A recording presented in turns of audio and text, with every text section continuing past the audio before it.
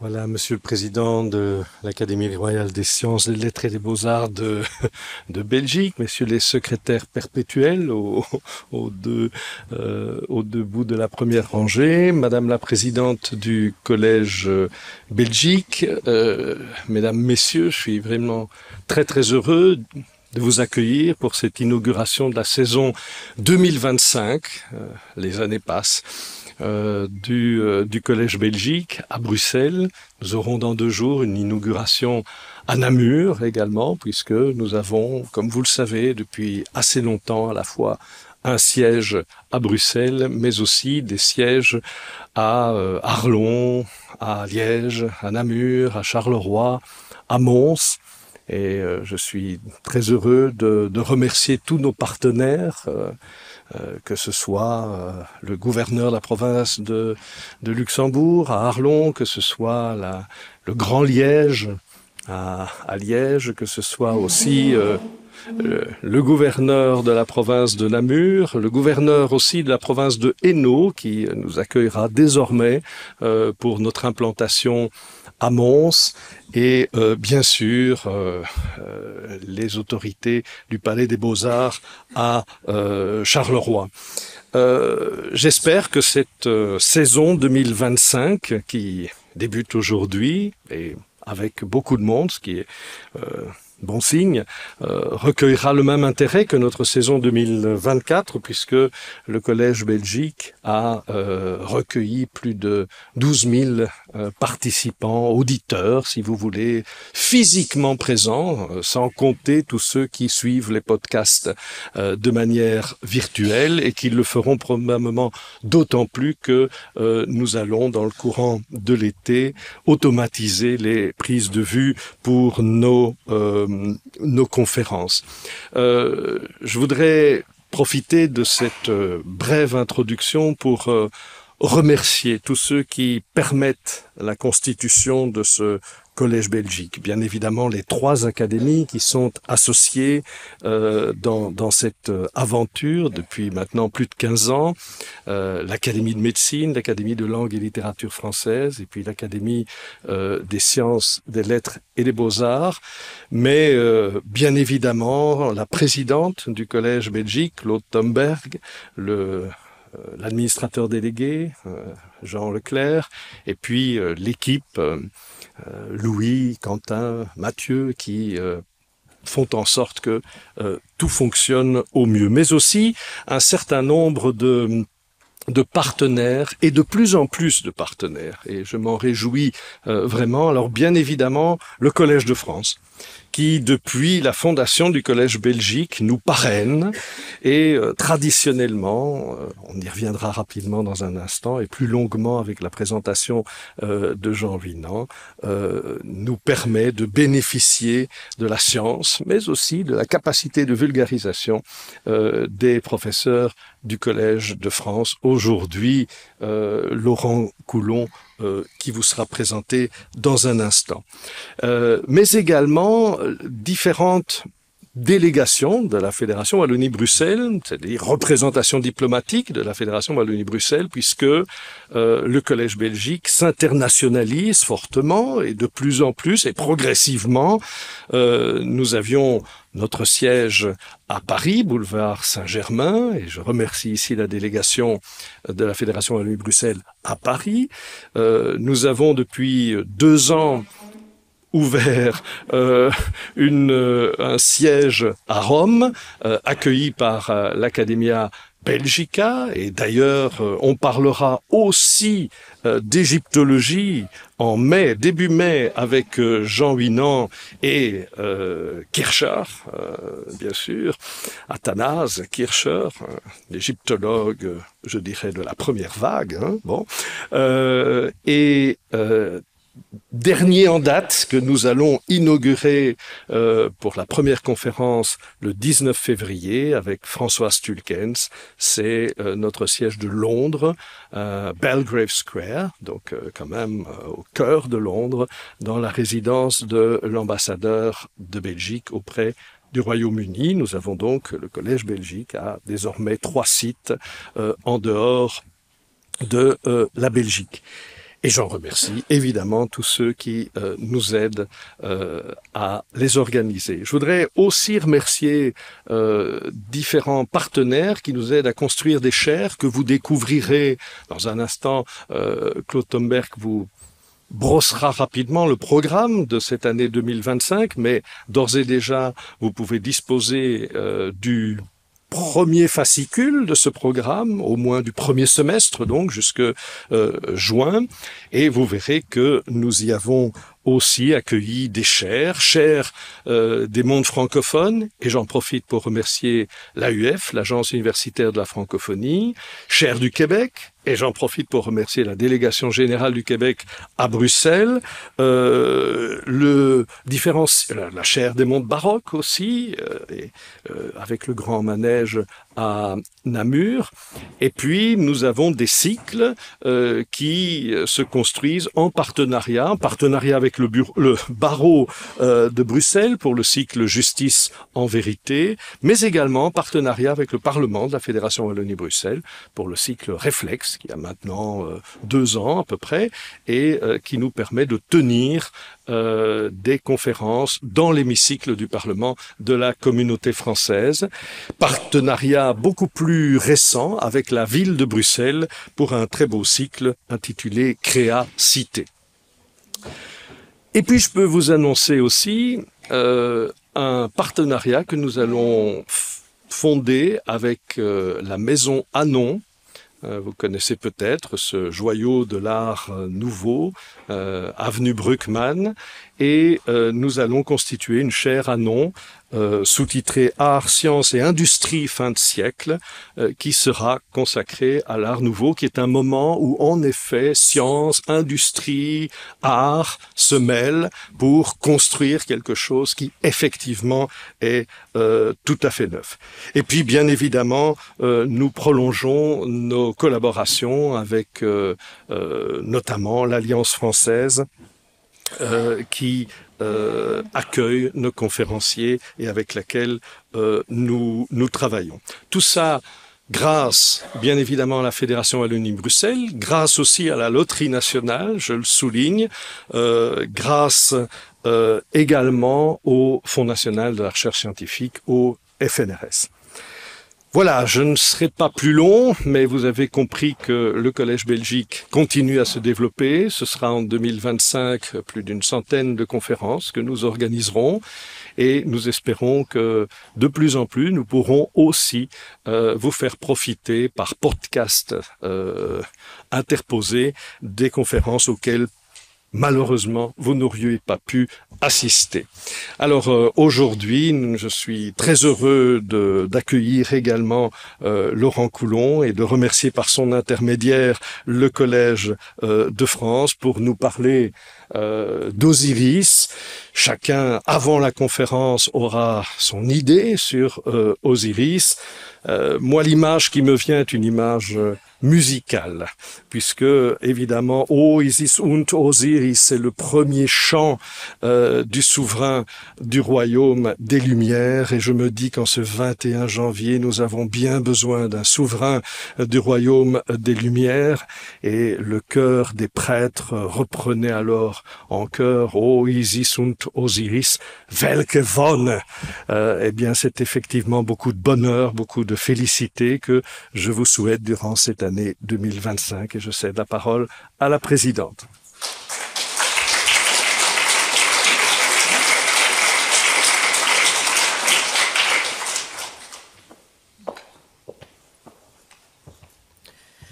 Mesdames et messieurs, en vos titres et qualités, chers auditeurs et chères auditrices du Collège Belgique, c'est avec un grand plaisir que nous nous accueillons pour cette séance d'ouverture de la 16e session annuelle du Collège Belgique. Comme vous le savez, et Monsieur le secrétaire perpétuel vient de vous le rappeler, le Collège Belgique entretient depuis sa création des liens étroits de collaboration et d'amitié avec le Collège de France, et il est de tradition que la lecture de la séance d'ouverture soit dispensée par un professeur du Collège de France. Les thématiques ne sont, vous vous en doutez, pas choisies au hasard. Au-delà des connaissances approfondies qu'elles apportent, elles permettent des mises en perspective de notre environnement contemporain. Cette année, le professeur Coulon nous parlera d'Osiris, figure emblématique du panthéon égyptien dont le culte, qui s'est étendu sur plusieurs millénaires, est riche en concepts intemporels qui résonnent avec nos préoccupations contemporaines. En effet, entre les crises géopolitiques, environnementales, économiques et sociales, notre monde est devenu tellement complexe qu'il peut nous apparaître comme désordonné, difficilement prévisible, voire chaotique. Il apparaît crucial de comprendre la nature de ce chaos et de son impact sur nos vies et nos sociétés. Ce chaos pourrait être perçu comme une force déterministe, où chaque événement semble inévitablement lié à des causes antérieures, créant un cycle de rétroaction qui semble hors de notre contrôle.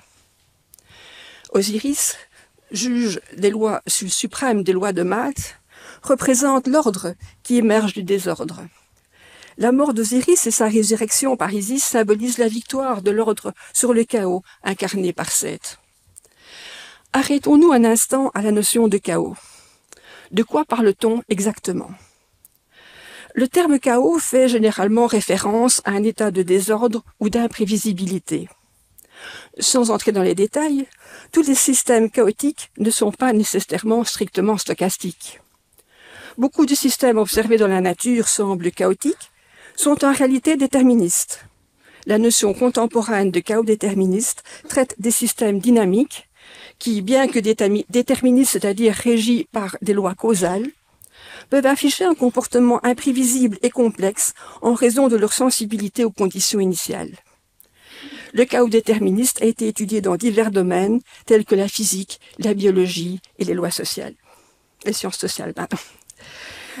Je vous prie de bien vouloir excuser le raccourci que je vais faire ici. Le chaos déterministe permet de mesurer le degré de liberté d'un système et en conséquence son état de santé. Permettez-moi de vous donner brièvement deux exemples. Un nombre réduit de degrés de liberté de l'activité cardiaque est un signal précurseur d'infarctus.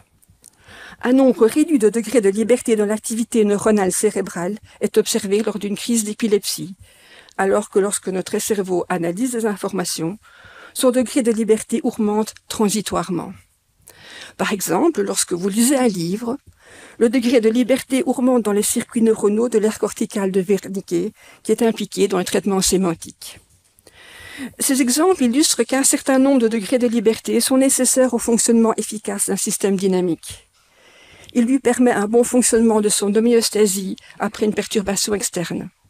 Il permet de s'adapter aux changements, d'avoir de la résilience. Pour en revenir à la figure d'Osiris, elle pourrait, au travers de sa mort et de sa résurrection, être interprétée symboliquement comme représentant la résilience et la possibilité de renaissance et d'ordre, même au milieu du chaos. Osiris, juge suprême des lois de Math, pourrait être considéré comme une métaphore de la quête humaine pour trouver un sens et un ordre au sein du chaos apparent de l'existence, tout en reconnaissant que même les systèmes les plus ordonnés peuvent comporter une part d'imprévisibilité et de complexité. Puisque le degré de liberté élevé dans un système dynamique comme l'activité cérébrale favorise notre capacité de résilience, augmenter la résilience des auditeurs et auditrices du Collège Belgique est l'une de nos tâches principales. Pour cela, nous avons besoin de connaissances. En effet, la connaissance est un outil puissant pour développer la résilience car elle permet d'avoir accès à des informations pertinentes et fiables, de mieux comprendre et gérer des défis, de s'adapter à des situations nouvelles ou changeantes et de prendre des décisions éclairées. La connaissance favorise l'innovation et la créativité, permettant de trouver de nouvelles solutions à des problèmes anciens ou de s'adapter à des circonstances changeantes. C'est pour cela que les activités que le Collège Belgique vous propose sont sans cesse plus nombreuses. Et voici la longue liste pour 2025, néanmoins synthétique, je vous rassure. De nombreux cours-conférences sur des thèmes variés. Des colloques sur l'éthique en statistique, la démographie au XXIe siècle, des cycles de cours-conférences sur l'agriculture et des systèmes alimentaires plus durables, sur les mécanismes de l'ignorance, sur la création et l'inspiration en lien avec les théologies et spiritualité, et sur la souveraineté énergétique. Une journée d'études sera organisée sur la rhétorique pour exercer sa citoyenneté, Et le Collège Belgique organise également des tables rondes. Justice en vérité s'intéresse aux préoccupations du monde judiciaire en collaboration avec le barreau de Bruxelles. Le cycle Réflexe organise au Parlement de la Fédération Wallonie-Bruxelles qui interroge notre démocratie et ses enjeux. Le cycle Créacité, inauguré en novembre dernier en collaboration avec la ville de Bruxelles, mènera des réflexions sur les enjeux de la culture à Bruxelles.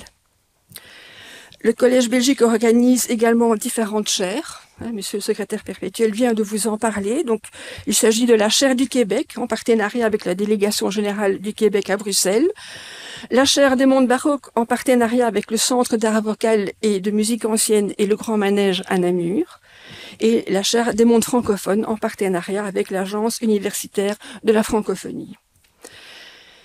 Des conférences-concerts sont également organisées où l'exposé scientifique sera accompagné de pièces musicales qui illustrent le propos. Ce n'est pas tout. Un nouveau partenariat débutera en septembre prochain avec la Maison à Nombre pour la création d'une chaire à nom consacrée à l'art nouveau. Il y a l'international. Les activités du Collège Belgique s'étendent également à Paris, à Rome et dans un nouveau partenariat cette année également à Londres. Je ne peux que vous inviter à parcourir le programme pour en découvrir toute la richesse. Permettez-moi de vous rappeler que l'accès à toutes ces activités est gratuit. Et pour ceux qui n'ont pas pu y assister, les cours-conférences peuvent être réécoutés sur notre site l'académie.tv. L'organisation de ces très nombreuses activités représente une immense charge de travail. Et permettez-moi de remercier en notre nom à tous le professeur Didier Vivier, secrétaire perpétuel de l'Académie royale de Belgique, le professeur Jean Leclerc, l'administrateur délégué du Collège Belgique, ainsi que l'équipe du Collège Belgique, Louis Morès, Quentin Rioni, Mathieu Van Natem et Kevin Saladé. Je voudrais également remercier les membres du bureau du Collège Belgique qui assurent la programmation des activités et à ceux-ci l'Académie royale des sciences, des lettres et des beaux-arts de Belgique, l'Académie royale de médecine de Belgique, l'Académie royale de langue et littérature française de Belgique. La collaboration conjointe des académies permet d'assurer la diversité des thématiques représentées. Chers confrères, chères consoeurs, merci pour votre implication dans les activités du Collège Belgique.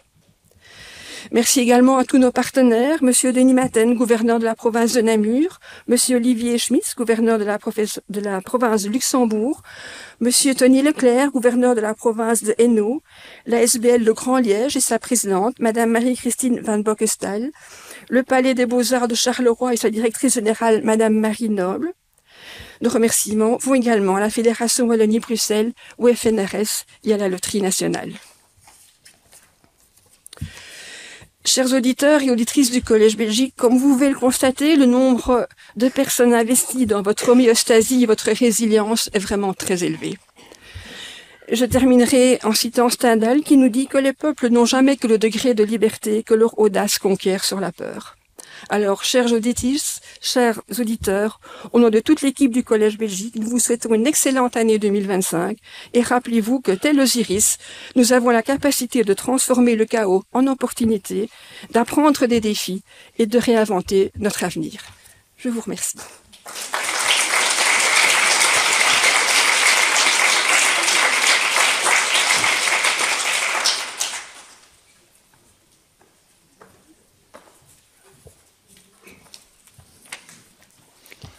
Bonsoir à tous. On a déjà beaucoup parlé. Quand j'étais gamin et que j'allais au cinéma, avant d'avoir le grand film, on avait d'abord ce qu'on appelait des compléments. Dans le domaine du musical, on aurait plutôt dit que la star, avant qu'elle entre en scène, était précédée de quelques vedettes américaines. Alors, rassurez-vous, je suis le dernier zakouski avant le plat principal que vous allez avoir bientôt l'occasion de déguster. Laurent Coulon est né le 30 juin 1970, ou 70. Ce jour-là, mais sans doute ne s'en souvient-il pas, la compagnie aérienne égyptienne United Arab Airlines venait de négocier l'achat de 10 avions de transport soviétiques. C'est évidemment très anecdotique et je doute que Laurent Coulon se soit souvent rendu en Égypte à bord d'un Tupolev, d'un Ilyushin ou d'un Antonov, puisque c'était les 3 espèces de machines volantes, on peut les appeler comme ça, que l'Égypte avait décidé d'acheter alors aux grands frères soviétiques. Laurent Coulon a suivi un parcours classique peut-être, diversifié sûrement, qu'il a mené depuis l'ENS, où il fut admis en 1989, jusqu'au Collège de France, en passant par un poste, je vais un peu rapidement, un poste de maître de conférence à l'Université de Lyon, un poste de chargé de recherche au CNRS, un autre de directeur d'études à l'École pratique des études, à la 5e section, c'est-à-dire celle des sciences religieuses. Comme beaucoup de jeunes et brillants égyptologues français, il fut pensionnaire à l'IFAO, dans son cas entre 1998 et 2002, y est retourné ensuite comme adjoint des publications, et puis plus récemment comme directeur de l'Institut, ce qui fait au total, à la grosse louche, quelques 12 ou 13 années cumulées de séjour en Égypte, ce qui n'est pas rien. C'est donc une personnalité qui connaît bien les arcanes de l'enseignement supérieur français, mais aussi la pratique du terrain en Égypte, ce qui est sûrement très enrichissant, mais aussi les subtilités administratives, voire diplomatiques des systèmes français et égyptiens, ce qui peut se révéler parfois un peu plus pesant, surtout en période de crise sanitaire ou de tensions politiques, mais ce n'est pas le sujet du jour. Sa thèse de doctorat, soutenue en 1998, avait pour titre « Le discours en Égypte ancienne, éloquence et rhétorique dans les textes de l'ancienne au Nouvel Empire », tandis que son HDR, présenté en 2014, portait sur les cultes d'Osiris, nous y voici, et les évolutions de la religion égyptienne au premier millénaire avant Jésus-Christ. Un intérêt pour la rhétorique et la place de celle-ci dans la représentation de l'élite, donc, et un goût prononcé pour la religion égyptienne dans ses manifestations tardives, avec une inclination prononcée pour les cultes d'Osiris. La consultation des éphémérides nous apprend que le 9 novembre 2023, la Lune, autrement dit le dieu Thoth, avait complètement avalé, mais on va plutôt dire effacé, la planète Vénus, c'est-à-dire la déesse Hathor, nous proposant ainsi une actualisation d'un mythe très connu en Égypte ancienne. Mais la communauté des égyptologues ne s'en est guère avertie, parce qu'elle était alors rassemblée dans l'amphithéâtre Marguerite de Navarre du Collège de France pour écouter la leçon inaugurale de Laurent Coulon. La chaire de Laurent au Collège de France s'intitule « Civilisation de l'Égypte pharaonique ». Une manière peut-être de ne pas faire pencher la balance d'un côté plutôt que de l'autre, et puis aussi une façon somme toute très efficace de donner du champ libre en élargissant l'horizon et ainsi ménager les possibilités. Du reste, ces enseignements sont cette année très équitablement distribués entre le cours magistral du lundi consacré aux moyens de l'autoprésentation de l'élite dans l'Égypte du Moyen Empire essentiellement, tandis que le séminaire du mercredi s'attaque à la question de l'image osirienne dans une perspective anthropologique. Je connais Laurent depuis peut-être bientôt 30 ans. On s'est rencontrés peut-être pour la première fois un peu longuement au centre franco-égyptien de Karnak, où il participait alors à une mission destinée à fouiller et à mieux comprendre le secteur nord-est où se trouvent les catacombes osiriennes. Ben tiens. Et je le revois, parmi d'autres souvenirs, un après-midi après chantier, essayant de reconstituer le programme général du décor à partir des nombreux vestiges d'enduits peints récupérés par la mission, mais dans un état, hélas pour beaucoup d'entre eux, extrêmement fragmentaire. Depuis lors, son attrait pour la figure d'Osiris ne s'est jamais démenti, comme en témoignent les campagnes de fouilles à Karnak, sur le site des chapelles osiriennes, mais aussi sur d'autres chantiers, et par les nombreuses publications et interventions dans des colloques internationaux. Je pourrais aussi évoquer l'activité de Laurent dans les domaines du numérique, notamment avec la base de données sur la cachette de Karnak, et plus récemment avec la mise en chantier d'une base de données englobant l'ensemble de la sculpture tardive dans le cadre du projet Late Egyptian Artifact Database. On l'aura compris, c'est une grande chance pour notre académie de pouvoir entendre ce soir Laurent Coulon nous parler d'un de ses sujets de prédilection. Le titre, vous l'avez ici à l'écran. Le titre retenu pour la conférence du jour est La mort d'Osiris, configuration mythologique et rituelle en Égypte ancienne. Je vais sans plus tarder lui laisser la parole, non sans vous avoir précisé qu'après la conférence, il n'y aura pas, comme c'est la tradition pour les conférences inaugurales, il n'y aura pas d'échange avec le public, donc pas de questions et de réponses. Vous aurez des applaudissements nourris pour notre conférencier et nous en resterons là. Je vous remercie.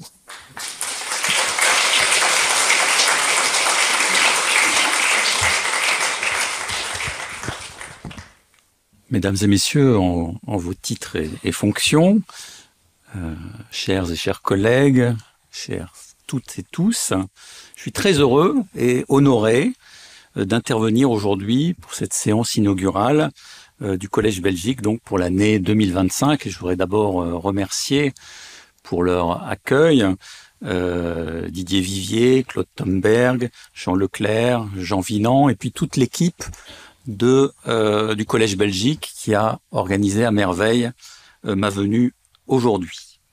C'est l'occasion de réactiver une nouvelle fois, rituellement en quelque sorte, le partenariat entre le Collège de France et le Collège Belgique qui est si fructueux et si productif. Alors le sujet de ma conférence aujourd'hui, c'est la mort d'Osiris, sujet peut-être un peu lugubre en apparence, mais qui finalement, vous le verrez, fera autant de place, voire davantage encore, à la notion de vie, à tout le moins aux promesses de vie après la mort que ce Dieu et ses rites incarnaient pour tout Égyptien de l'Antiquité. En cela, la société égyptienne ne se distingue pas fondamentalement de beaucoup d'autres dans son rapport à la mort. L'anthropologue Maurice Godelier, dans un volume collectif intitulé « La mort et ses au-delà », a montré qu'il y a un certain nombre d'invariants dans la manière dont la plupart des sociétés humaines envisagent la mort. La mort ne s'oppose pas vraiment à la vie, et donc comme vous voyez dans cet extrait du livre des morts, l'idée évidemment c'est que tout Égyptien pourra, si les rites sont bien effectués, atteindre une nouvelle vie après la mort. En fait, la mort, comme le dit Godelier, s'oppose à la naissance. La mort est ce qui disjoint, sépare de façon irréversible ce qui a été conjoint et a fait naître un être vivant. Et dans toutes les religions, en tout cas beaucoup d'entre elles, la mort n'est pas la fin de la vie parce que quelque chose du mort survit à sa mort et va commencer alors une nouvelle forme d'existence. Il s'agit alors dans toutes les sociétés d'opérer par les rites funéraires la séparation du monde des vivants de celui des défunts, de sorte que les défunts se rendent dans un lieu qui est le séjour habituel des morts où ils vont poursuivre leur existence sous une autre forme. En revanche, et je cite toujours Maurice Godelier, qui dégage les invariants qu'il a mis en évidence à partir de 14 sociétés différentes. L'Égypte n'est pas citée dans son livre, mais toutes ces conclusions s'appliquent. Si les vivants n'ont pas accompli correctement les rites funéraires et les rituels du deuil, le destin post-mortem du défunt peut être compromis. Et donc l'accompagnement scrupuleux des rites est doublement nécessaire pour les vivants et pour les morts. Si les rites ne sont pas respectés, les vivants prennent le risque de transformer des morts en des mauvais morts qui reviendront les hanter et leur nuire. Donc la civilisation de l'Égypte ancienne répond point par point à ces descriptions. Et en fait, le mythe d'Osiris va offrir une référence archétypale au scénario de la mort qui attend chaque défunt. Roi de ceux qui sont sur terre avant son décès, il redevient ensuite roi dans le royaume des morts, la Douat, aménagé pour lui par le dieu Ré. Il est alors donc le souverain des vivants et préside en quelque sorte au jugement des morts. Hein. Tout cela est très bien connu dans ces scènes de peser du cœur qui permettent aux défunts de traverser l'épreuve du jugement de ses actions sur Terre et de rejoindre ensuite le royaume d'Osiris. Et de fait, ensuite, Osiris est tout aussi bien souverain des vivants qu'il ne l'était précédemment. La mort, en fait, constituant une sorte de transformation entre deux phases de la vie désignées de la même façon par le mot « anre », le mot « vie ». Alors tout cela a été étudié de manière extrêmement détaillée déjà par des grands égyptologues. Je ne citerai que deux ouvrages fondamentaux sur ce lien entre Osiris et le monde funéraire, donc l'ouvrage de Yann Assmann, Mort et au-delà dans l'Égypte ancienne, hein, qui constitue une somme extrêmement synthétique et accessible sur toutes les croyances dans l'au-delà, en Égypte ancienne, et puis sur ce lien entre les défunts et Osiris, l'ouvrage de Mark Smith de 2017, Following Osiris. Alors, si je veux résumer en quelque sorte l'emprise du mythe d'Osiris sur la civilisation égyptienne, je pourrais dégager en quelque sorte 4 dimensions. D'abord, une sorte de niveau individuel, c'est-à-dire que, comme on l'a dit, hein, le Osiris fournit un modèle paradigmatique pour la mort et la renaissance individuelle. Tout défunt va s'identifier au destin osirien, donc tué par son frère Seth, puis revenu à la vie grâce aux soins d'Isis, d'Anubis et d'Horus, pour retrouver en quelque sorte son intégrité physique et donc pouvoir continuer son existence dans l'au-delà et ne pas mourir une deuxième fois.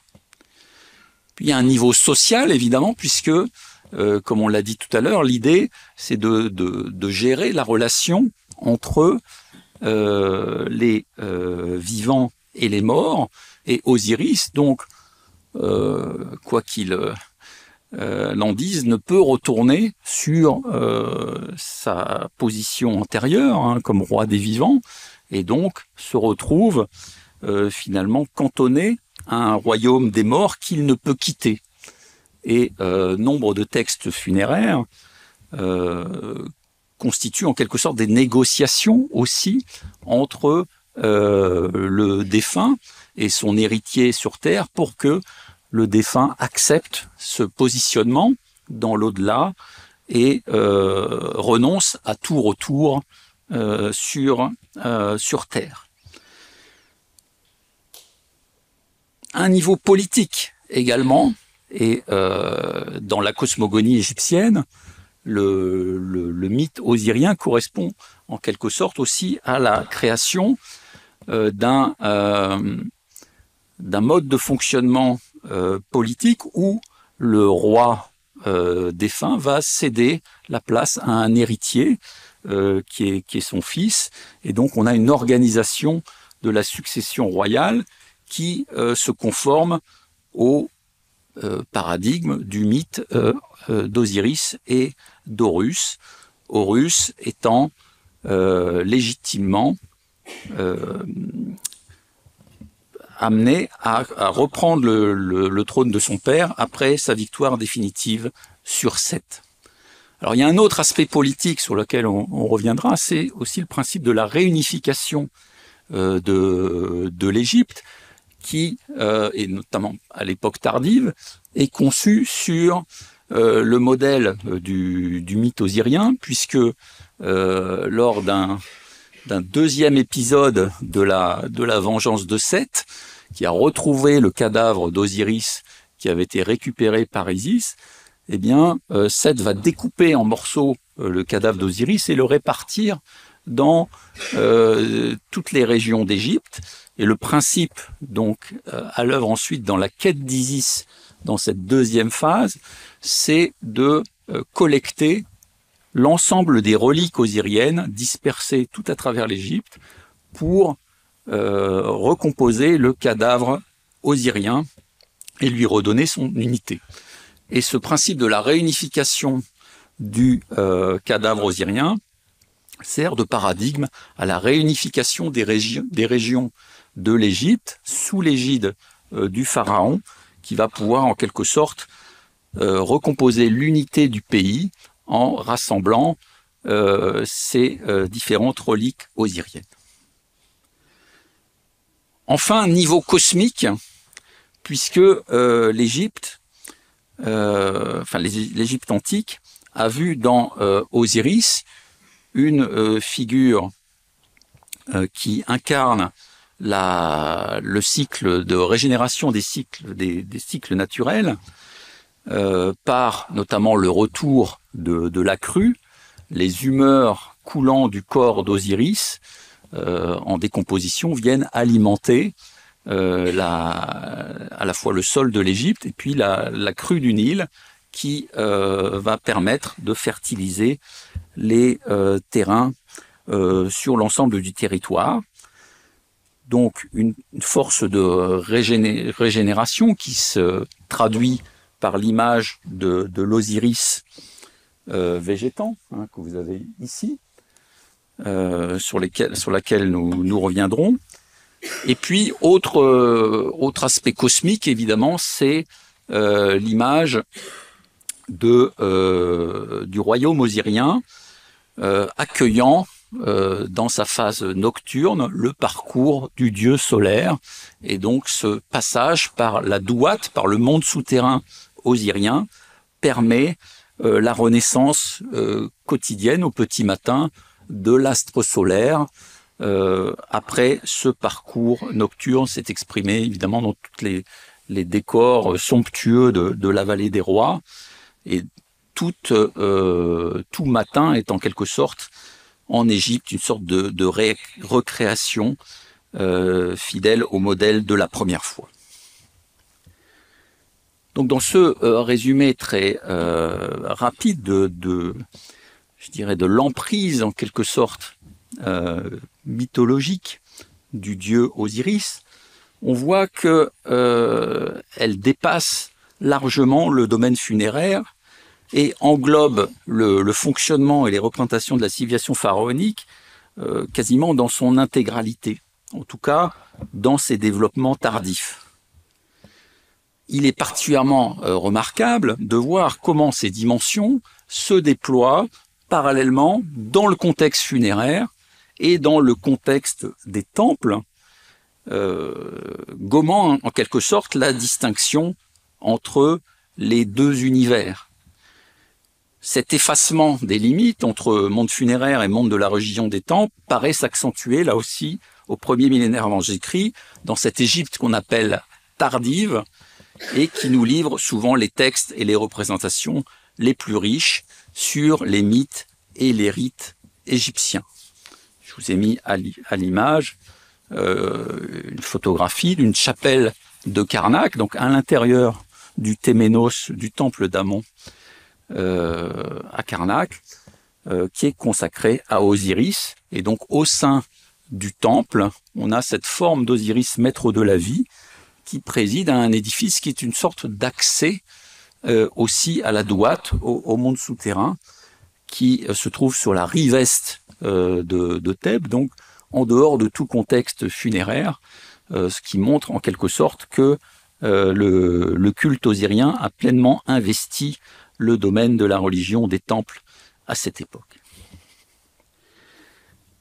Alors ce que je voudrais mettre en lumière ce soir, plus précisément, c'est la manière dont on peut approcher au plus près ce que les Égyptiens imaginaient de la mort d'Osiris. La manière dont ils transcrivent ce que nous appelons le mythe osirien, comment cela s'articule avec les rituels pratiqués dans les différentes dimensions citées, donc individuelles, sociales, politiques, cosmiques, décrites précédemment. Alors mon travail, ça a été rappelé dans l'introduction tout à l'heure, c'est celui d'un égyptologue qui s'appuie finalement autant sur l'archéologie que sur la philologie pour reconstruire des données qui sont susceptibles de fournir un socle pour l'interprétation de la religion de l'Égypte antique. Et dans cette démarche, l'un des impératifs fondamentaux, qui reviendra très souvent, c'est la contextualisation des données, chose qui est évidemment parfois malaisée quand nombre de documents qui nous sont parvenus sont sans origine fiable ni éléments de datation suffisamment clairs. Mais on le verra, c'est par un travail permanent de puzzle, de confrontation d'une série d'éléments disjoints et en menant l'étude la plus érudite possible de vestiges parfois peu éloquents que l'on peut parvenir à comprendre ce qu'est la réalité de ce que nous appelons, par une approximation nécessaire, la religion égyptienne. Je ne vais donc pas ici vous présenter un tableau général du mythe et des rites osiriens, mais plutôt exposer des ensembles chronologiquement cohérents qui illustrent de manière ponctuelle, certes, mais j'espère relativement représentative, le fonctionnement de la pensée égyptienne dans ce domaine. Alors ces cas d'étude vont nous emmener principalement dans deux sites de Haute-Égypte, celui d'Abydos, qui est avec Bousiris en Basse-Égypte, l'un des deux centres majeurs du culte d'Osiris tout au long de l'histoire égyptienne, et le site de Karnak, que j'ai déjà cité, quelques 120 km au sud d'Abydos, dans l'actuelle ville de Luxor. Un site très célèbre pour les vestiges de son sanctuaire d'Amon-Ré, qui s'est épanoui donc au 2e millénaire avant Jésus-Christ, mais qui a vu se développer tout au long du 1er millénaire avant Jésus-Christ une myriade de petits édifices osiriens en périphérie du grand temple, on le verra tout à l'heure. Les relations étroites se sont établies entre ces deux sanctuaires, donc Abydos et Karnak, et l'interprétation des données, parfois éparses, issues de chacun des sites, va bénéficier d'une étude conjointe, en quelque sorte, des deux sanctuaires.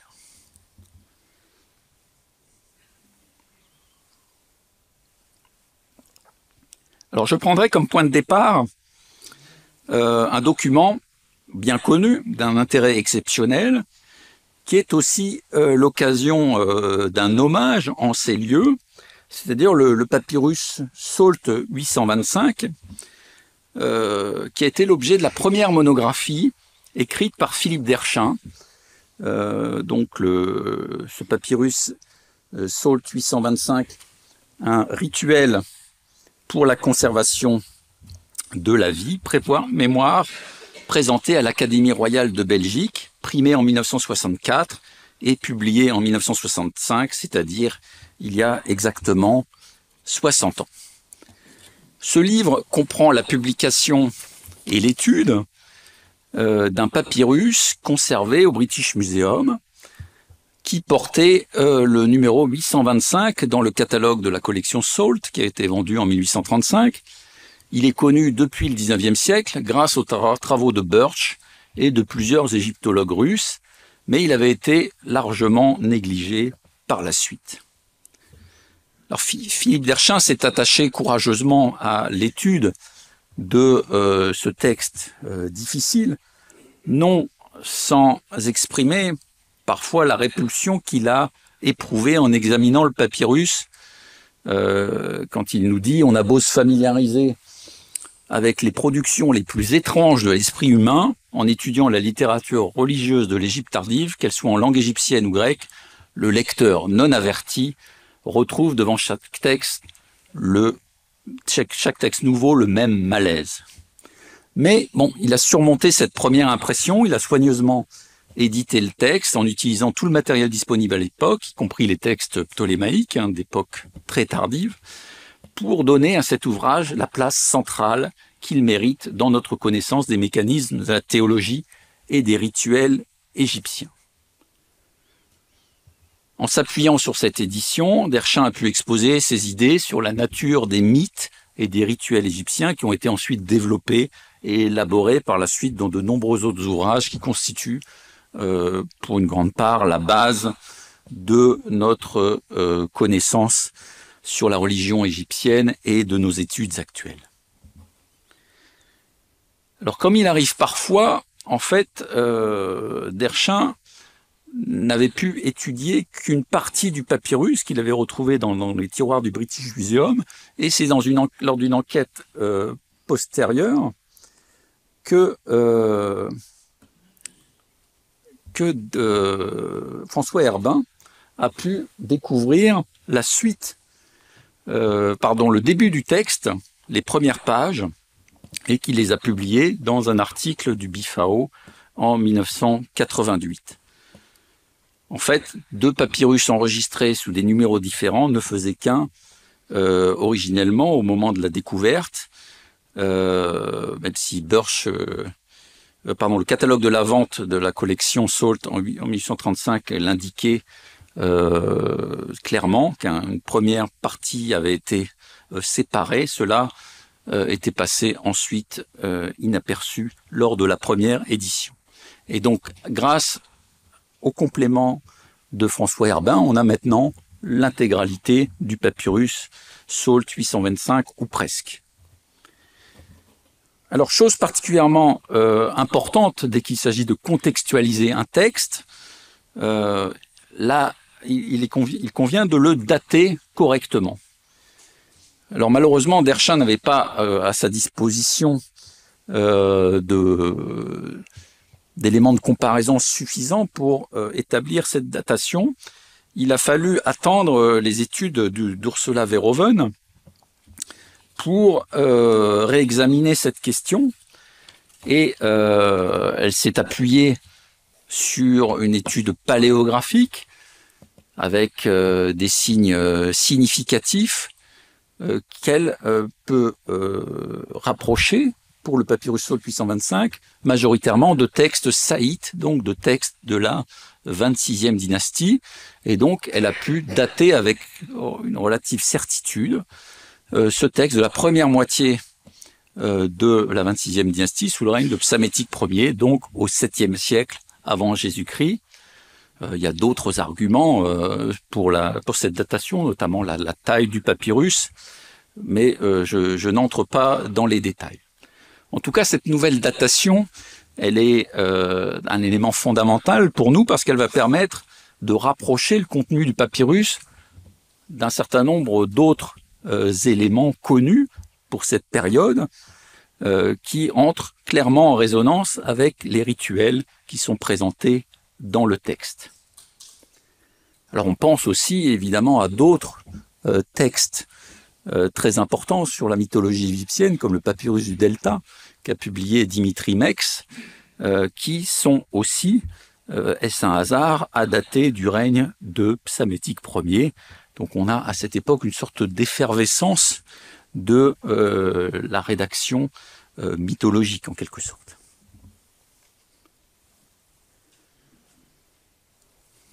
Alors examinons maintenant le contenu du papyrus.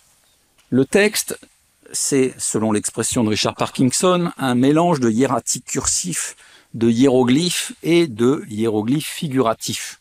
Donc on a plusieurs types d'écriture, plus ou moins cursives, avec aussi des passages qu'on a pu qualifier de cryptographiques ou d'énigmatiques. Le texte lui-même n'est pas facilement accessible parce qu'il faut le reconstituer en quelque sorte en recomposant sa logique à partir de différents niveaux de lecture, ce qu'a pu faire Philippe Derschin pour avoir une idée générale de la structure. Je vous montre le déroulé suivant, où on voit qu'après un titre très clairement conservé, la fin du travail, on reviendra sur cette dénomination, on va avoir une notice introductive, un récit mythologique, puis ensuite une description du processus rituel effectué le 20 Thoth, donc premier mois de l'année égyptienne, dans la maison de la vie ou la maison de vie. Puis on va avoir la description de figures apotropaïques gardant les prisons des animaux sétiens, enfin des êtres sétiens, pardon. La formule pour ouvrir cette maison qui permet de procéder au remplacement de la figure osirienne fabriquée l'année précédente. Une recette pour créer une figurine du Renti Mentet, qui est une désignation d'Osiris, et puis des rites à accomplir après l'achèvement de la figurine. Alors on va revenir sur quelques-uns de ces éléments. Vous avez ici donc le rappel du titre, la fin du travail.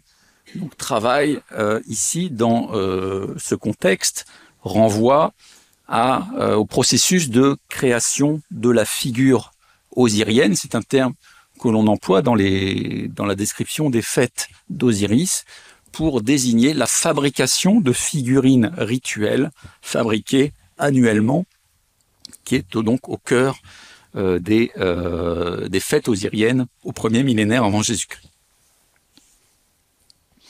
Ensuite, donc, on a un récit mythologique, en tout cas à caractère mythologique, qui sert d'étiologie, en fait, d'explication sur la théologie d'Abydos et le but des rites qui sont décrits dans la deuxième partie du papyrus.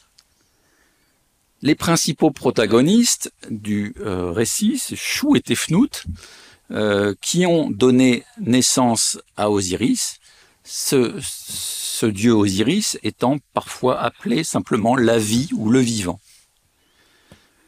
Alors on a une des rares biographies égyptiennes d'un dieu dans ce texte, même si il est très court.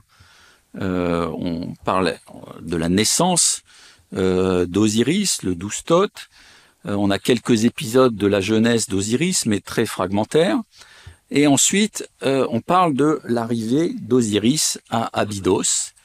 Il arriva à un sol, alors Osiris dit « Combien grande est cette terre ?»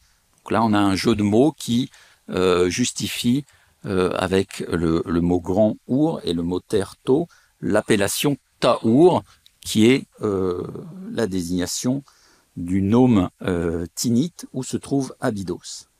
Donc on l'appelle Taour à cause de cela jusqu'à ce jour. Osiris s'y trouvait très bien, il fut entendu par Seth. Seth vint en hâte, il arriva contre l'ennemi d'Osiris à l'intérieur de Nédite. Nédite, c'est traditionnellement le lieu où se déroule le meurtre d'Osiris, dans le château des aliments, une désignation typiquement abydénienne sur laquelle nous aurons à revenir. Sous l'un des arbres dont le nom est Haru, le premier mois de la saison arrête, le 17e jour. Il commit un grand crime contre son ennemi et fit qu'il dériva sur l'eau. Alors Nun entra dans une extrême colère à cause de cela. C'est le flot primordial qui monte ensuite pour cacher ses mystères et le remodela en lui. Il fut entendu par Ré, il vint en hâte, Chou et Tefnut pleurèrent abondamment, ils dirent malheur, mensonge. Après la mort d'Osiris, l'univers est voué à la désolation et à la ruine, mais Chou et Tefnut vont parvenir à modeler le corps d'Osiris pour lui redonner vie et rétablir l'équilibre du monde. Ils vont placer également Horus sur le trône et faire exécuter Seth. Alors la lecture de ce récit, que j'ai évidemment abrégé pour ne pas entrer dans tous les détails des lacunes et du commentaire philologique, nous fournit un rare exemple de mythe égyptien, de récit mythologique égyptien qu'on peut rapprocher de ce que l'on appellerait, nous, évidemment, des mythes. Plusieurs constats peuvent en être dégagés. D'une part, vous voyez, c'est la brièveté du récit et la volonté d'éluder aussi le meurtre du dieu Osiris.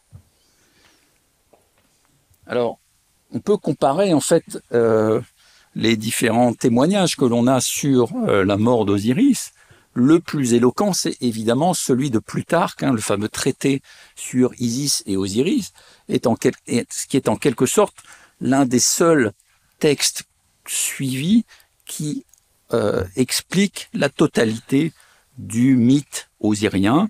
Les études récentes ont montré que dans la plupart des cas, Plutarque s'inspirait de sources relativement fiables, et même des détails qu'on jugeait injustifiés jusqu'à récemment se sont vus éclairés par la découverte de nouveaux témoignages, notamment des textes démotiques. Alors, le texte de Plutarque est célèbre. Il évoque le stratagème élaboré par Seth pour tuer Osiris, l'invitant à un banquet, puis faisant circuler un coffre au milieu du banquet, le promettant à celui qui entrerait parfaitement à l'intérieur de ce coffre. Et puis, évidemment, comme par hasard, c'est Osiris qui y entre et s'y adapte parfaitement. Le coffre est ensuite refermé brutalement par Seth et ses complices, puis jeté au Nil et va se retrouver dérivant. Ensuite, d'autres épisodes l'amèneront jusqu'à Byblos, où il sera retrouvé par Isis. Alors évidemment, quand on regarde le détail du texte du Papyrus Salt 825, on voit la concision qui est caractéristique de l'évocation par l'auteur du meurtre d'Osiris. On a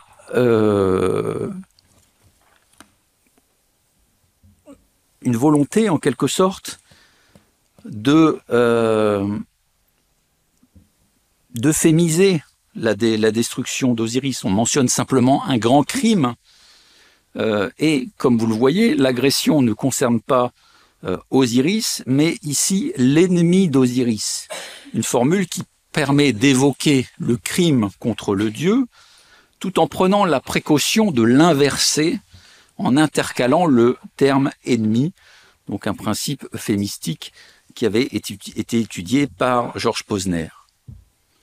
Preuve que nous ne sommes pas ici véritablement dans un récit dont la finalité serait en fait de narrer la vie des dieux, mais dans un texte rituel où chaque parole est en quelque sorte chargée d'une efficacité redoutable. Il s'agit de ne pas risquer de faire revivre par la magie de la parole un crime que précisément l'ensemble du dispositif rituel cherche à contrecarrer.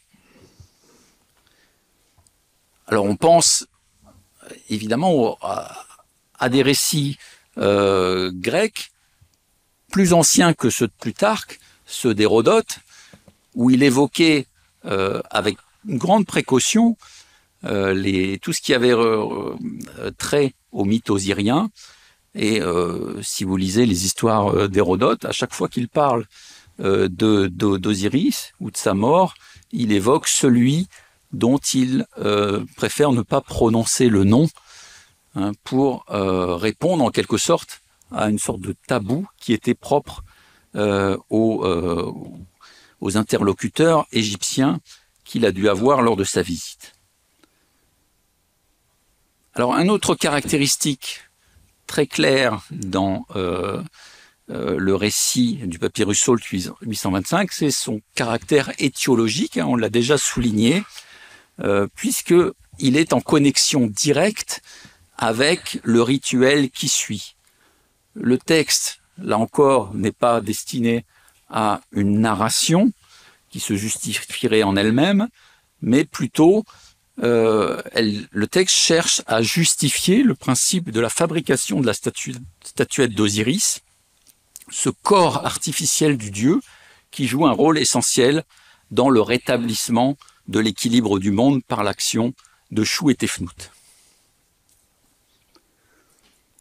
Alors ensuite, dans le texte, on va avoir la description du rituel lui-même, à travers donc la description des acteurs de la maison de vie, hein, qui est représentée sur l'image que vous voyez comme une pièce globalement carrée avec 4 entrées différentes, associées à chaque fois à des divinités.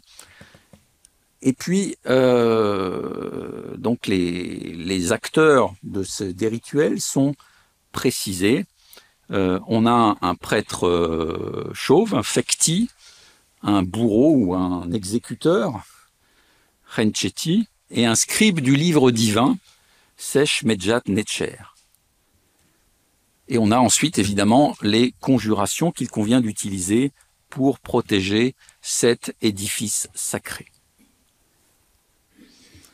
Alors on va avoir ensuite la représentation de plusieurs figures apotropaïques gardant les prisons où sont enfermés les ennemis d'Osiris, l'identité des gardiens, le titre des charmes magiques qu'ils doivent réciter.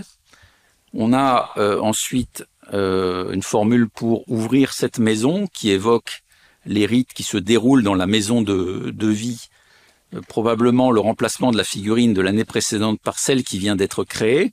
Et puis, au cœur du rituel, on a donc cette recette pour la création d'une figurine de Renti Imentet, donc littéralement celui qui préside à l'Occident, qui est une désignation de la figurine d'Osiris. Donc on va avoir dans le détail la description des ingrédients et des instruments nécessaires. Alors là, il faut revenir sur l'interprétation de Philippe Derchin, pour lequel une seule figurine était fabriquée pendant la fête, mais comme il l'avait noté d'ailleurs, les quantités indiquées pour chaque ingrédient de la pâte dépassaient largement ce qui est utilisé dans ce genre de recette. Alors en fait, je pense beaucoup plus probable qu'il y a 2 recettes différentes pour 2 figurines, chacune étiquetée comme travail mystérieux, donc le premier et le deuxième. On aurait donc, comme cela est le cas d'ailleurs dans d'autres contextes, notamment les chapelles osiriennes de Dendera, mais aussi dans d'autres sources, on a plusieurs figurines qui sont réalisées au cours du même festival. Donc là, on a une opération, en quelque sorte, d'une sorte de cuisine qui élabore la figurine à partir de différents ingrédients, qui la moule et qui ensuite la produit pour remplacer celle qui a été réalisée l'année précédente et qui va être celle-ci allant être amenée dans son lieu de sépulture définitive, tandis que celle qui vient d'être réalisée sera l'objet du culte pendant 1 an. C'est probablement ce qui est décrit dans cette vignette où la figurine osirienne se trouve placée au centre d'une grande jarre et donc le dieu Shu qui se trouve ici, tandis que Tefnut se trouve à l'avant. Donc le dieu Shu s'avance vers l'endroit où se trouve la figurine, probablement pour procéder à son remplacement.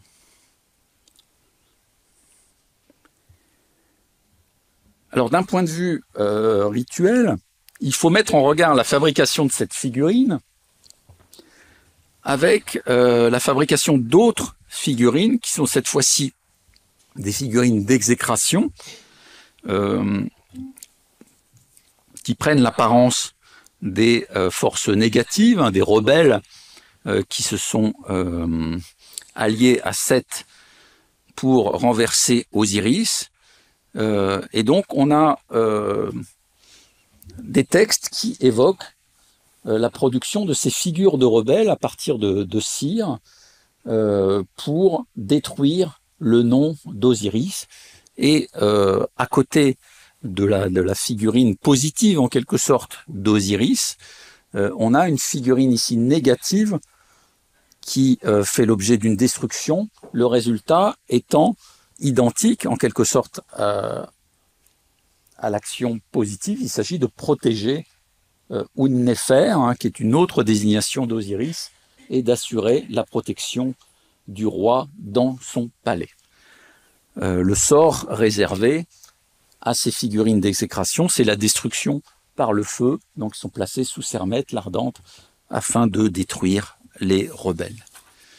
Donc, d'une certaine façon, presque selon une approche structurale, on voit le traitement dans ce rite de deux figurines, l'une qui est en quelque sorte placée au centre d'une action magique positive et celle qui subit une action de destruction.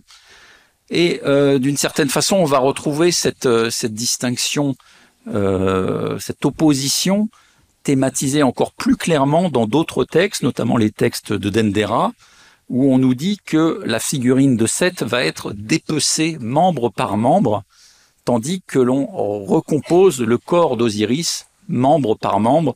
Donc il y a une opposition très très nette qui est établie entre le sort de ces deux figures.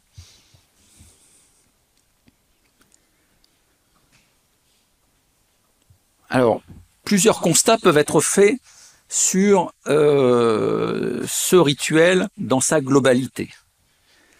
D'abord, l'idée si je m'intéresse ici à la fabrication de l'image, l'objet du rituel, en fait, est constitué par cette fabrication même et pas autre chose.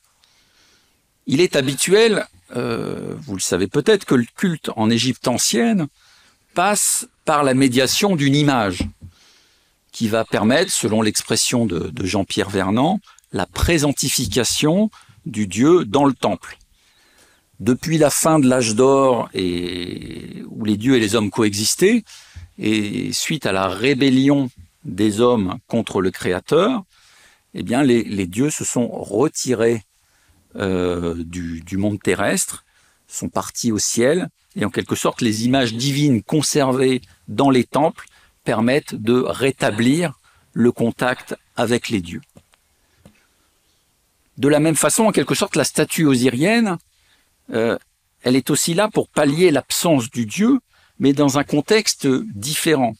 C'est pas une question de présence ponctuelle, c'est une question en quelque sorte de vie ou de mort pour le dieu, et le rituel va procéder à la création même de son effigie.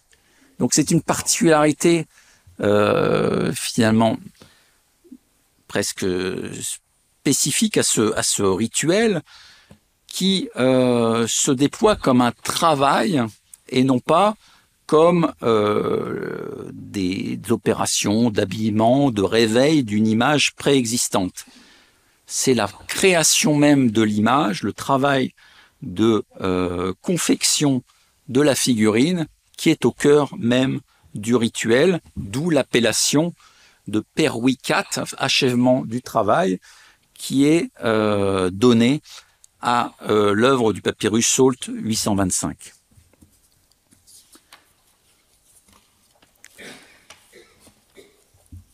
L'objet qui sert de médiation au culte divin est ici créé ex nihilo pendant le processus même du rituel. Alors une autre caractéristique de ce rituel, c'est que le papyrus va fonctionner ici comme une véritable amulette magique. Une notice introductive du texte avertit l'utilisateur du caractère secret et potentiellement dangereux du rituel qui a été réalisé par le dieu Ré pour son fils Osiris. C'est un livre secret pour renverser les formules magiques, bloquer les sorts, fixer les sorts, intimider l'univers entier. Il contient la vie, il contient la mort. Ne le révèle pas, car celui qui le révèle meurt de mort subite ou immédiatement assassiné. Tu le tiendras tout à fait à l'écart, qu'il contient la vie, il contient la mort. C'est le scribe du personnel qui doit le réciter, appartenant à ce qui est dénommé la maison de vie. Donc on insiste sur ce caractère extrêmement dangereux, potentiellement néfaste s'il est mal utilisé du rituel, en faisant en quelque sorte un objet magique en lui-même.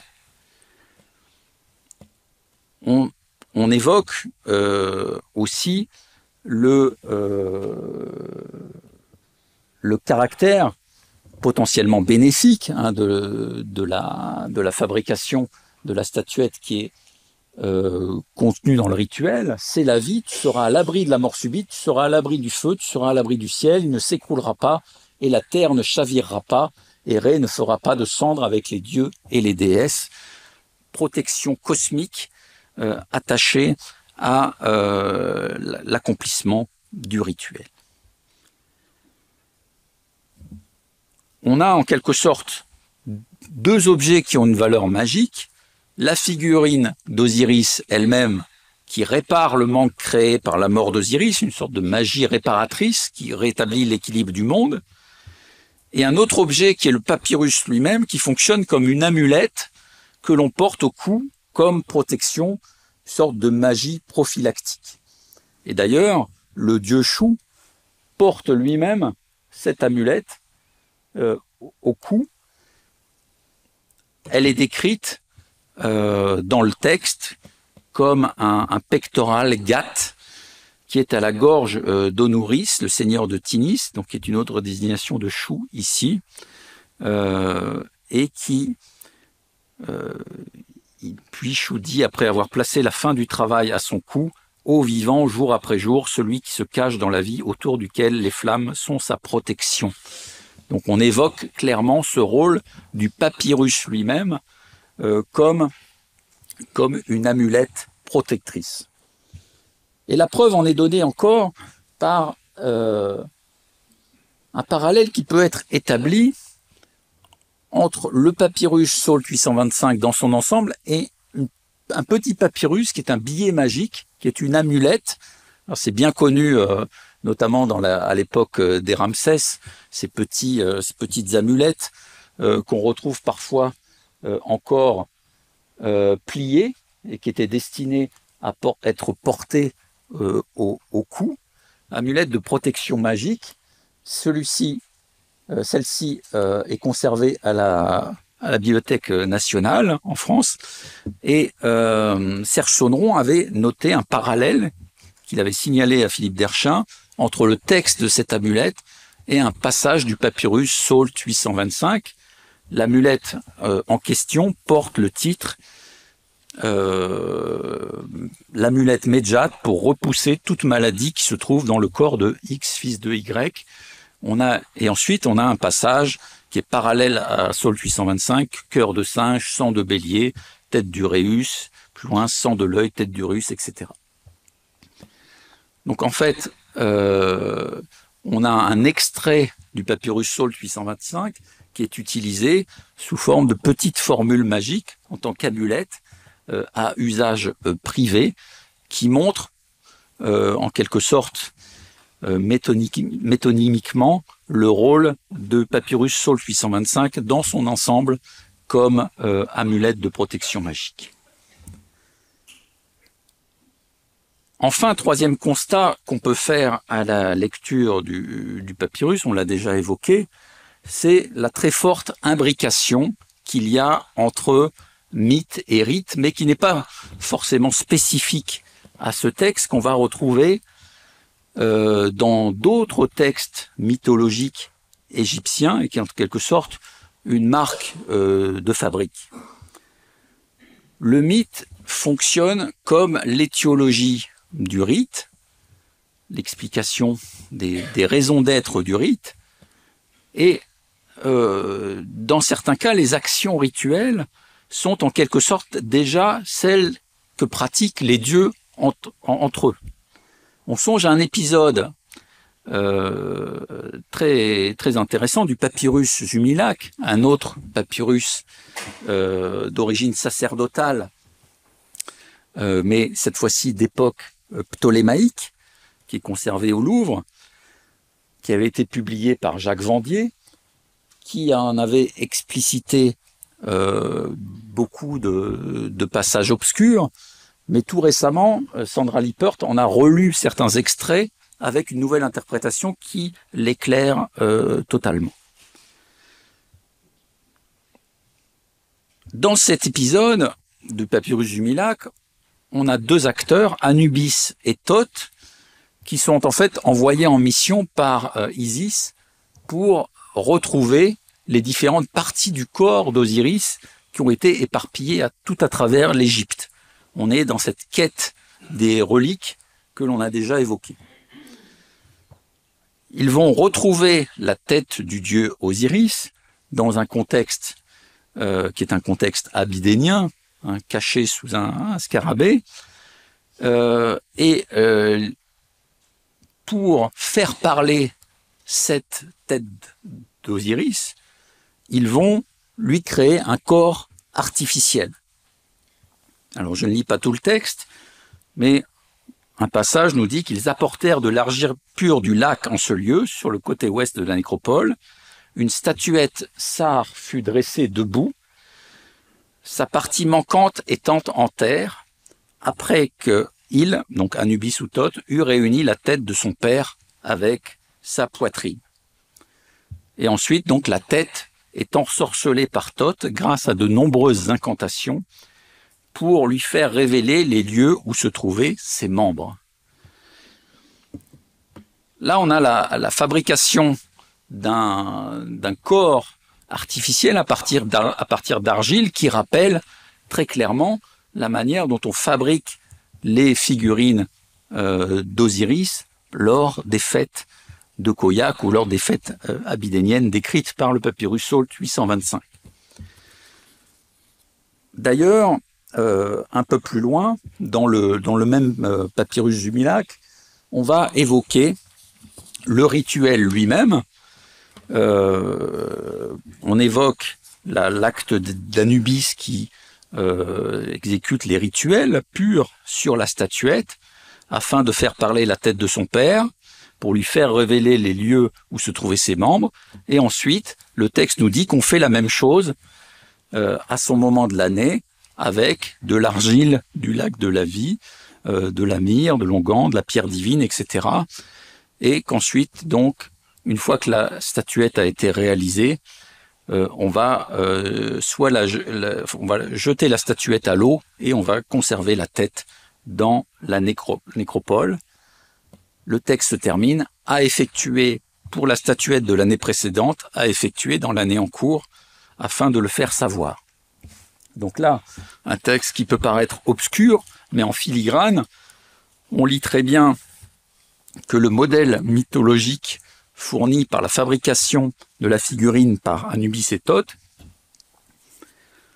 sert ensuite à la production de figurines rituelles par les prêtres lors des fêtes annuelles, production qui va ensuite faire l'objet d'un sort en quelque sorte différencié dans ce cas-là entre la relique elle-même, la tête, et puis le corps, la figurine qui va être jetée à l'eau.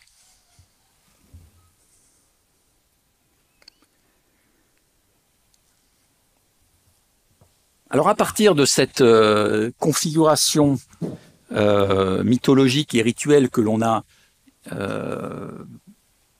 étudiée à partir du papyrus Salt 825, on va maintenant s'intéresser en quelque sorte à la manière dont celle-ci s'exporte dans d'autres sanctuaires pour voir en quelque sorte comment cette mort d'Osiris, qui a été localisée dans ce contexte abydénien, peut être en quelque sorte acclimatée selon un certain nombre de rites analogues dans d'autres villes d'Égypte. Et l'exemple que nous allons étudier, c'est l'exemple du temple d'Amon-Ré à Karnak, où, comme je l'ai déjà mentionné, au premier millénaire, on voit apparaître en périphérie toute une série de petits édifices osiriens, petites chapelles dédiées aux dieux, entre donc la troisième période intermédiaire, début du premier millénaire avant, jusqu'à l'époque ptolémaïque et romaine, se construisent le long de rues des petites chapelles dédiées chacune à une forme particulière du dieu Osiris. Alors, je vais m'intéresser plus particulièrement à une d'entre elles que j'ai eu l'occasion d'étudier de manière complète, comme cela a été évoqué tout à l'heure. Donc, j'ai commencé à travailler à Karnak dans les années 90 et à partir de 2000, je me suis intéressé à une chapelle d'Osiris en particulier, la chapelle d'Osiris ou Néfer, maître des aliments, qui se trouve sur l'allée qui mène au temple de Ptah. Alors, la première fois que j'y suis allé, bon, vous voyez l'état dans lequel elle se trouvait. C'était un peu lunaire, hein. On voyait émerger évidemment une partie en pierre, mais les murs de briques qui entouraient initialement cette chapelle n'étaient pas visibles. On avait énormément de blocs qui jonchaient le sol tout autour de l'édifice. Et bien dans ce cas-là, vous n'avez pas le choix, vous devez monter une mission, vous associer à des archéologues, à des céramologues, à d'autres égyptologues, à des topographes, à des restaurateurs, pour pouvoir tirer le maximum de ce qu'il reste. Hein, et donc, une vingtaine d'années après, l'édifice ressemble à ceci. Donc, je vous fais en quelque sorte un raccourci de 20 ans de travaux dans la poussière et la confection de briques, dans des études en quelque sorte multidisciplinaires qui ont permis de comprendre la logique de l'édifice, pas simplement dans l'optique même que j'y voyais initialement, c'est une étude égyptologique, mais dans une compréhension globale de l'édifice sous tous ses aspects historiques, archéologiques, épigraphiques, et puis dans une optique aussi de valorisation, puisque nous travaillons en partenariat étroit avec le ministère du Tourisme et des Antiquités, et donc qui dit fouille en Égypte, a fortiori dans un site touristique, dit également restauration, valorisation et ouverture ensuite des édifices au public. Donc j'en profite évidemment pour associer aux résultats que j'expose toute l'équipe qui a travaillé avec moi, le co-directeur du chantier, Cyril Georgi, donc de l'INRAP, et puis l'ensemble des acteurs, notamment Anna Guillou, qui est l'auteur des dessins épigraphiques et des restitutions que vous voyez ici. Donc pour revenir à cette chapelle, ce qui est apparu dans l'étude approfondie du monument, c'est qu'il s'agissait en fait d'un reposoir ce qu'on appelle le fétiche d'Abydos, hein, cet objet cultuel que vous avez ici, qui est constitué d'un pilier surmonté d'un coffre ou d'une châsse. À l'époque tardive, c'est considéré comme le reliquaire de la tête d'Osiris, hein, la tête qu'on a évoquée tout à l'heure, cette relique abydénienne. Mais au deuxième millénaire, c'est un objet en fait qui incarne en quelque sorte l'intégralité de la personnalité d'Osiris, sans qu'on puisse véritablement le qualifier de reliquaire. Il n'en reste pas moins que cette scène, dont il reste quelques traces au fond de la chapelle d'Osiris ou Néfer-Nebjefahou, elle trouve son modèle dans un temple du Nouvel Empire, qui est le temple de Séti Ier à Abydos. C'en est la copie conforme, et nous avons pu compléter le dessin grâce au parallèle. Donc nous avons déjà dans la décoration de l'édifice, un lien qui est établi directement entre le site d'Abydos et le site de Karnak. On a voulu, à l'époque de création de la chapelle, qui est la 26e dynastie, reproduire le contexte, le paysage cultuel d'Abydos. Alors comment va-t-on connecter ce contexte de la chapelle d'Osiris ou Néfer, maître des aliments, une chapelle donc de la 26e dynastie, à ce qu'on a vu précédemment dans le papyrus Salt 825, par une série d'indices. Par exemple, l'existence de cette stèle qui provient d'Abydos, au nom d'un personnage qui s'appelle Un-Néfer, qui est un prêtre et qui, comme vous le voyez, est responsable, enfin est scribe royal dans la maison de vie, Père Anre. Ce personnage est en train d'accomplir le culte avec un encensoir devant un naos qui contient le fétiche d'Abydos. Donc une connexion s'établit directement entre les activités d'un personnage qui est actif dans la maison de vie et ce culte envers le fétiche abydénien qui n'est pas évoqué dans le papyrus Salt 825, mais en quelque sorte, cette stèle constitue le chaînon manquant entre Salt 825 et la chapelle d'Osiris ou Néfer, maître des aliments. Si l'on cherche des connexions entre Karnak et la maison de vie d'Abydos, on peut en trouver d'autres avec l'existence de prêtres qui sont des prêtres chauves, Fekti, d'Osiris, résidant dans Karnak, comme ce personnage qui a laissé une statue dans le temple de Karnak, qui s'appelle Ortchekeret. Donc sa statue est conservée à Vienne. On le date de la 25e, 26e dynastie. Et il porte sur cette statue également un grand hymne, un hymne à Osiris, que l'on va retrouver sur la façade de la chapelle osirienne, qui est juste voisine de la chapelle d'Osiris ou Néfer, maître des aliments, que vous avez vu tout à l'heure. Donc, c'est une chapelle, elle, dédiée à Osiris ou Néfer, qui est chronologiquement très proche de la chapelle d'Osiris ou Néfer, maître des aliments, puisque elle a été construite aussi par la divine adoratrice Ornès Néféribré et sous le règne du pharaon Amasis, l'avant-porte étant de Psamétique III, donc on est dans la dernière partie de la 26e dynastie. Donc une connexion qu'on peut appeler prosopographique par ce personnage entre un prêtre actif dans la maison de vie,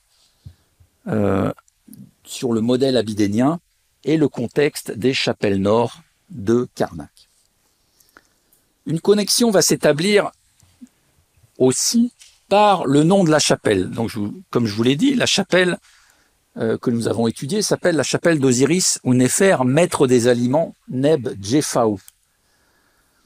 On trouve ce nom d'Osiris ou Néfer, maître des aliments, dans le cartouche central d'un linteau que nous avons découvert sur le site et qui nous donne, dans quelque sorte, l'identité de la forme osirienne de cette chapelle. On trouve cette même appellation sur des plaques de bronze, alors, qui ont certes été découvertes à Memphis, mais qui proviennent très probablement d'un pillage qui a été réalisé à l'époque perse, juste après la 26e dynastie, sur les meubles qui se trouvaient dans la chapelle d'Osiris ou Néfer, maître des aliments, puisqu'on a une conjonction qui est totalement inconnue par ailleurs en dehors de notre site, entre la forme d'Osiris ou Néfer, maître des aliments, et le roi Amasis. Donc cette forme de maître des aliments, elle renvoie relativement clairement à ce que l'on a vu tout à l'heure, à ce concept de château des aliments qui apparaissait dans le papyrus Salt 825 comme le lieu où Osiris a été tué par son frère Seth.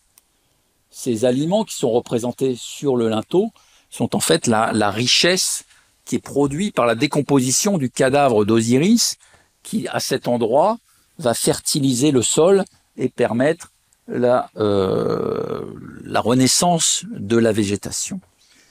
Alors c'est un endroit qui n'est pas connu que par ses sources. On le trouve dès la troisième période intermédiaire dans certains papyrus rituels, comme ce papyrus de la reine Nedjmet, qui incorpore un rituel osirien où on a un prophète d'Orned-Jitef, donc un prophète d'une forme d'Horus, qui se rend dans la butte du château des aliments et qui en sort en portant la couronne de justification à Osiris, qui est à la tête de l'Occident, etc., etc. Donc le lieu de la butte du château des aliments et du château des aliments lui-même est un haut lieu osirien d'Abydos, et c'est donc directement une référence à ce lieu qu'il faut voir dans l'appellation Osiris, maître des aliments. Donc l'arrière-plan abydénien de notre chapelle paraît maintenant assez clair. Il a été encore conforté par des découvertes archéologiques, et notamment une jarre que nous avons retrouvée lors de fouilles menées en 2013 devant la chapelle dans les fondations.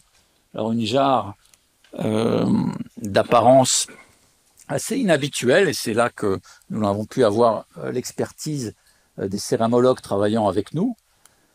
Jarre qui n'est pas bien connue dans le répertoire domestique, mais en fait qui ressemble très étrangement à la jarre qui est représentée dans le papyrus Salt 825, une jarre qui est désignée comme une jarre permettant de protéger Osiris de ses ennemis. Donc j'ai vu dans ce rapprochement, et surtout dans la position très particulière de cette jarre dans les fondations en face du naos de notre chapelle, le signe qu'il s'agissait là d'un objet rituel qui avait été enterré en quelque sorte comme un dépôt de fondation en connexion avec les rites osiriens qui étaient menés dans notre chapelle. Alors on a vu aussi que dans le papyrus Salt 825, on avait tout un dispositif de protection d'Osiris à base de figures apotropaïques, et notamment dans certains cas de 4 serpents qu'on a ici, qu'on va retrouver ici également, derrière Chou. Et il se trouve que sur la façade de la chapelle d'Osiris ou Néfer, maître des aliments de Karnak, on a des représentations de dieux gardiens, et notamment un groupe de 4 uréis qui crachent du feu, des uréis protecteurs. Il se trouve que si on reprend la stèle d'Un-Néfer, qui se trouve à Londres, on va retrouver ces 4 uréis protecteurs à la base du fétiche. Et on a leur nom: Bastet à la face aiguisée, Sechemtet à la face ardente, Wadjet à la face vigilante, Sermet à la face vive. 4 dieux qui correspondent à 4 faces divines qui sont associées à ce que Derchin avait appelé l'Ator quadrifrons, une déesse qui protège Osiris dans sa tombe. Donc là, on a une nouvelle connexion qui s'établit entre le contexte de la maison de vie et notre chapelle d'Osiris ou de Néfer, maître des aliments. Alors un dernier rapprochement m'est apparu encore tout récemment. Donc c'est une étude qui s'est prolongée, je dirais, sur même plus de 2 décennies, quand j'ai été attiré par l'existence d'une série de figurines en argile qui ont été retrouvées à plusieurs moments à Abydos.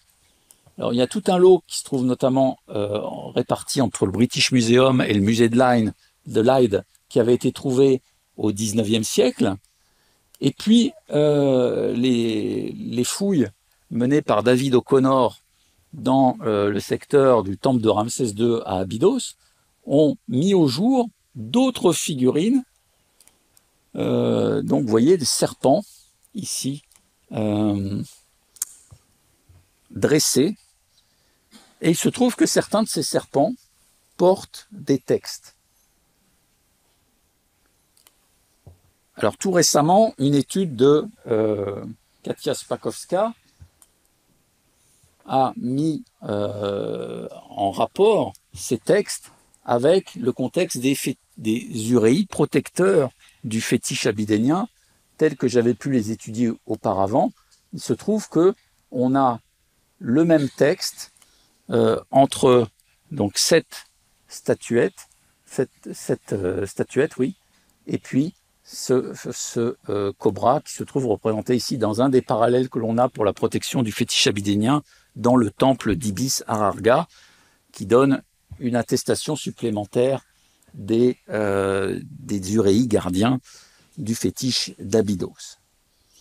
Ce qui fait que on a maintenant, en plus de la jarre qu'on avait à Karnak, on a à Abydos des petites figurines qui sont, on ne peut pas en être certain, mais qui sont de manière très probable des figurines qui étaient mises en œuvre dans le rituel abydénien pour protéger le fétiche d'Abydos et protéger aussi, on le suppose, la confection de la figurine osirienne fabriquée annuellement.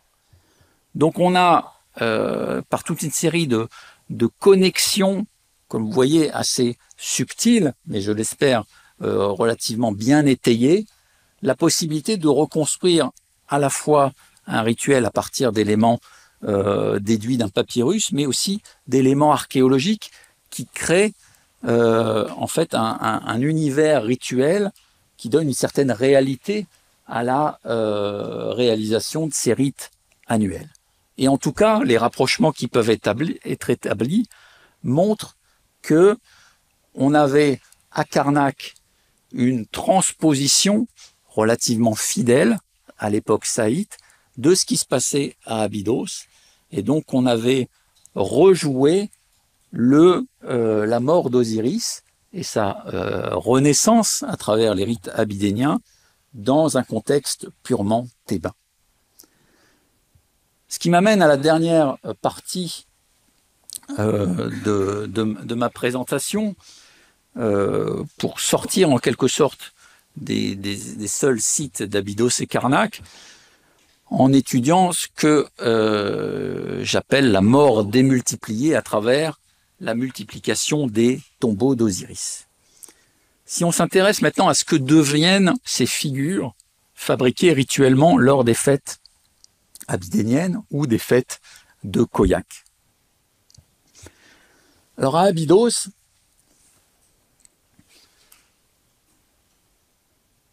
on connaît la configuration du site qui est relativement bien préservée, notamment de l'endroit où se trouvent les tombes royales, les tombes de la première dynastie, qui sont devenues ensuite le lieu du tombeau d'Osiris.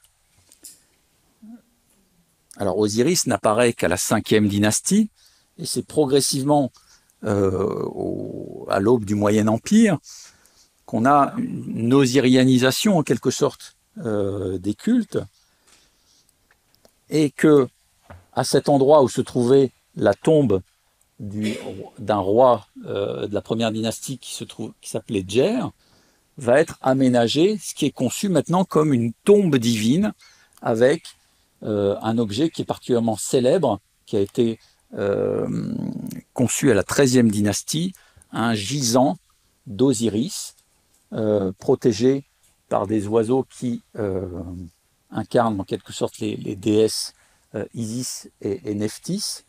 Et cet objet est maintenant mis en valeur dans une des salles du Grand Egyptian Museum qui vient d'ouvrir. À proximité de ce site de la tombe d'Osiris, d'Oumelkab, nos collègues de l'Institut allemand, Ute et Andreas Effland, ont découvert, à même le sable, des figurines osiriennes qui sont très probablement issues de rituels qui sont tels que celui du papyrus Salt 825, Ici, on a des figures d'Osiris fabriquées à partir d'argile non cuite. Ils sont retrouvés tout à côté de la tombe de Djer. Et puis ici, une autre figurine osirienne extrêmement fragile, fabriquée à partir d'une coque en ce qu'ils appellent du stuc, hein, ce qu'on appelait coquille d'œuf en quelque sorte, d'un type relativement original que l'on a retrouvé jusqu'à présent qu'à Karnak. Donc c'est le témoignage que l'on a du tombeau d'Osiris tel qu'il se trouve à Abydos. Il y avait peut-être des structures beaucoup plus élaborées, mais qui pour l'instant n'ont pas été retrouvées. Alors à Karnak, on a des vestiges beaucoup plus conséquents. Dans le secteur nord-est du temple, face à une représentation emblématique du dieu Osiris qui se tient devant ce qui représente son tombeau, une butte surmontée d'un arbre. On est dans le secteur nord-est du temple. Et à cet endroit, à la 26e dynastie, donc à une époque contemporaine du papyrus Salt 825 et de la chapelle d'Osiris ou Néfer Nedjefaou, un peu avant, puisque on a des briques ici estampillées au nom de Nekao II, on a une structure qui abrite des petites niches où étaient enterrées des figurines du dieu. Alors ici, vous avez l'exemplaire 26e dynastie avec des petits canopes qui étaient associés à la figurine principale.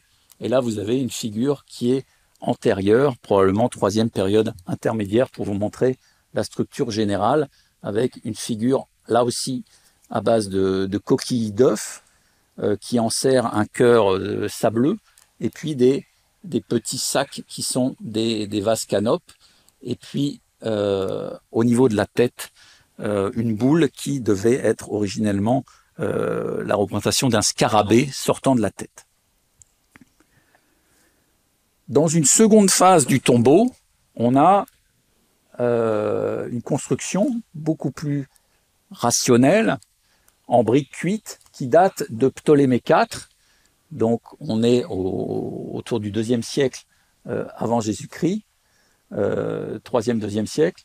Et donc on a cette construction avec des rangées de niches où étaient enterrées rituellement les figurines du dieu.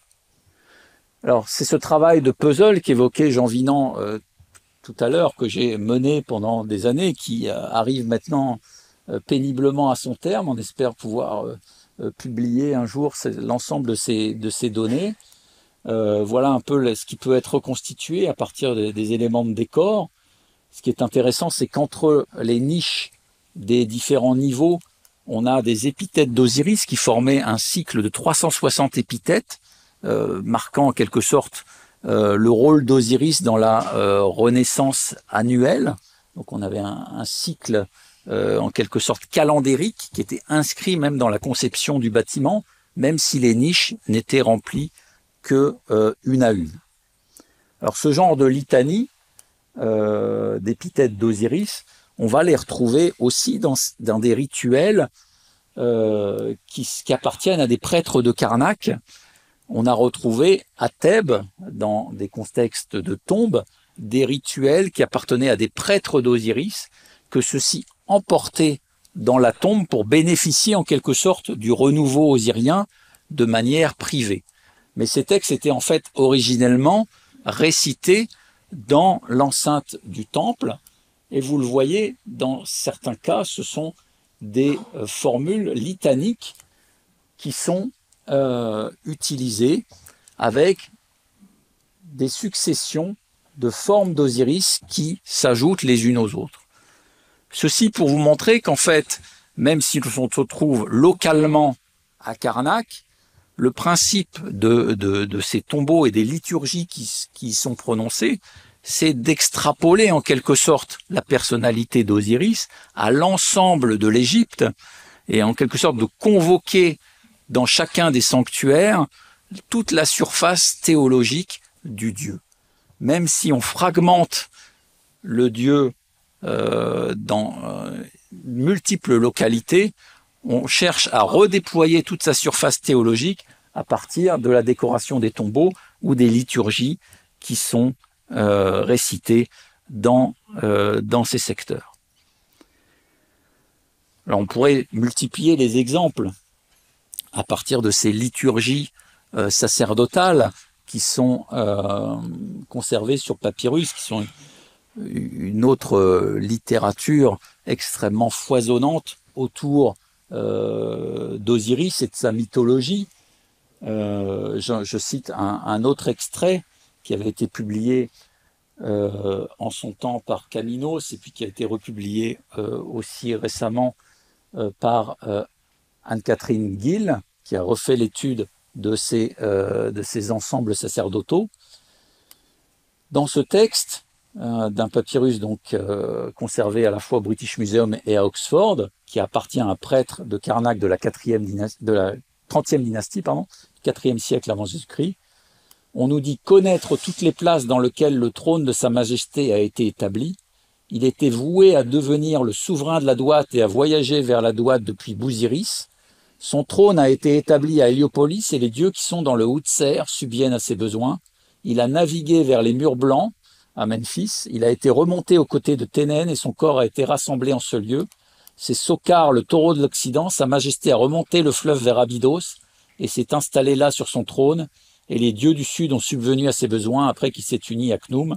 Sa Majesté a voyagé dans l'Occident, lui a montré son chemin dans Apéret, aux côtés de la mère divine, maîtresse de Saïs, qui chassa pour lui les ennemis au sud, au nord, à l'ouest et à l'est, de Sobek, de sorte de faire advenir son prestige en ce lieu. Et la fin évoque le couronnement d'Osiris à Héracléopolis. Donc à travers ces textes liturgiques, en fait, on voyage tout à travers les villes saintes osiriennes d'Égypte et en quelque sorte, on recrée un paysage cultuel qui est celui de l'Égypte tout entière pour, en quelque sorte, être en permanence dans une double focale, celle de la localité thébaine où se produit le culte, et puis celle de la totalité de l'Égypte où Osiris déploie sa personnalité. En contrepartie, on va avoir à l'époque ptolémaïque une multiplication des tombeaux d'Osiris tout à travers l'Égypte. Et ça, c'est quelque chose qui a été découvert en quelque sorte relativement récemment. On connaissait par les textes de Dendera notamment, ou un certain nombre de rituels, la présence de tombeaux d'Osiris en Égypte. On savait que chaque localité devait avoir son propre tombeau d'Osiris, mais on n'en avait pas forcément une idée archéologique. Alors il y a eu la découverte en 1993 par l'équipe de François Leclerc des catacombes osiriennes, dont j'ai étudié ensuite la décoration, donc à Karnak. Et puis ensuite, les découvertes se sont multipliées. Dans les années 2000, on a découvert les catacombes osiriennes de Ptolémaïque d'Oxyrhynchos, en Moyen-Égypte. Une équipe hispano-égyptienne a découvert ce tombeau d'Osiris où on enterrait aussi dans des couloirs avec des niches aménagées les figurines réalisées au mois de Khoiak, annuellement, une par une. Et puis, tout récemment aussi, on a pu connaître l'existence de catacombes ptolémaïques à Rosetaou, à Giza, c'est-à-dire sur le plateau des pyramides, 3 km au sud des grandes pyramides de Giza. Alors c'est en plein milieu du désert, c'est malheureusement encore un site qui n'a pas été totalement exploré, mais on voit l'aménagement de ces niches dans le rocher. Et il y a toute une série d'objets qui ont été découverts en association avec ce site, des figurines d'Osiris, des vases, etc. Alors évidemment, on est ramené à ce fameux texte de Diodore de Sicile qui évoquait la ruse d'Isis quand elle fabriquait les figurines osiriennes.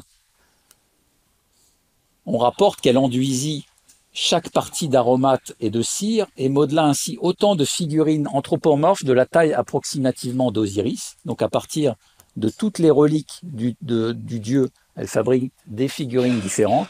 Elle convoqua par catégorie les prêtres et les fit jurer à tous de ne révéler à personne le gage qui allait lui être donné. Et à chacun, elle dit en particulier qu'elle lui confiait à lui seul la sépulture du corps. Donc ce que Diodore nous racontait de manière amusée en quelque sorte, en mettant en avant la ruse d'Isis, on le trouve en quelque sorte traduit archéologiquement par cette multiplication des tombeaux du dieu tout à travers l'Égypte qu'on commence à voir émerger. Encore récemment, des collègues égyptiens ont publié la découverte d'un cimetière de Sokhar Osiris à Abousir, où on a une suite de niches aménagées avec des figurines osiriennes enterrées à l'intérieur, qui montrent peut-être encore l'existence d'un nouveau tombeau d'Osiris dans cette localité. Et je ne doute pas que dans les années qui viennent, de nouveaux tombeaux seront encore découverts. Si l'on se fie à la procession des divinités portant les reliques d'Osiris du temple de Dendera, des chapelles osiriennes de Dendera, on doit avoir au moins 42 tombeaux à découvrir. Tombeaux qui étaient en quelque sorte placés sous la houlette du pouvoir pharaonique, qui en fait, comme je l'évoquais en début de cette conférence, un outil politique montrant que la réunification du corps d'Osiris à travers le rassemblement des différentes reliques, c'est en fait une opération de réunification du pays. Et donc, on conçoit que la construction de tous ces tombeaux d'Osiris à l'époque ptolémaïque répondait à une volonté politique manifeste d'ancrer en quelque sorte le pouvoir pharaonique associé au pouvoir osirien dans l'ensemble du territoire. Le développement donc de ces tombeaux d'Osiris, l'investissement qui est mis dans la réalisation des fêtes annuelles de Khoiak, qui sont devenues l'une des fêtes principales du calendrier liturgique égyptien, tout ça m'apparaît comme représentatif de la manière dont la mort d'Osiris est devenue, en quelque sorte, le paradigme même du culte égyptien à l'époque tardive. Dans les catacombes d'Oxyrhynchos, et je terminerai par cet exemple, les inscriptions placées au-dessus des niches, année par année, puisqu'on remplissait à chaque fois, chaque année, une niche en suivant une alternance entre le nord et le sud. Eh bien, dans ces inscriptions, au-dessus de chaque niche, on a mis en parallèle l'année du règne de Pharaon, régnant. Donc ça peut être Ptolémée VI, Ptolémée VIII ou d'autres, et la titulature d'Osiris dans sa forme locale de maître de Père Répha, donc maître de la nécropole d'Oxyrhynchos. Difficile de ne pas voir dans cette production des figurines de vie d'Osiris un procédé magico-politique pour maintenir année après année une civilisation menacée, chancelante même parfois. Dans une Égypte soumise aux vicissitudes des dominations étrangères, Osiris fait figure de souverain de référence. Loin d'être une faiblesse, son caractère mortel est devenu une force, car il incarne à lui seul la résolution de toutes les crises. Une promesse dont les hommes de pouvoir abusent toujours peut-être un peu. Je vous remercie.